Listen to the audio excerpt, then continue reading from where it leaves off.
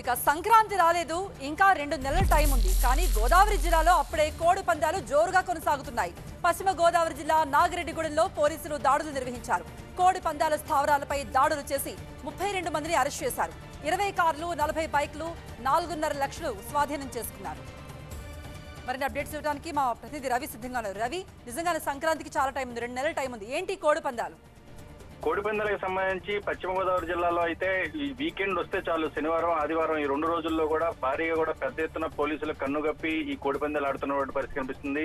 తాజాగా చింతలపూడి ప్రాంతంలో నాగిరెడ్డిగూడెంలో భారీగా కోడిపందాల స్థావరంపై పోలీసులు దాడి చేశారు. దీంట్లో రాజకీయ ప్రముఖులు కూడా పోలీసుల అదుపులో ప్రస్తుతం ఉండడంతో ఇది పెద్ద చర్చనీయాంశంగా కూడా మారిన సందర్భం. చింతలపూడి నియోజకవర్గం మొత్తం కూడా దాదాపుగా 32 మందిని అదుపులో తీసుకుంటే దాంట్లో 15 మంది వరకు కూడా రాజకీయ ప్రముఖులే ఉన్నారు. వారందరూ కూడా నిత్యం ప్రజల్లో ఉండేటటువంటి వ్యక్తులు. వీరందరూ కూడా కోడిపందాలు ఆడుతూ దొరికిపోవడం ఇప్పుడైతే ఒక చర్చనీయాంశంగా మారిందని చెప్పుకోవచ్చు.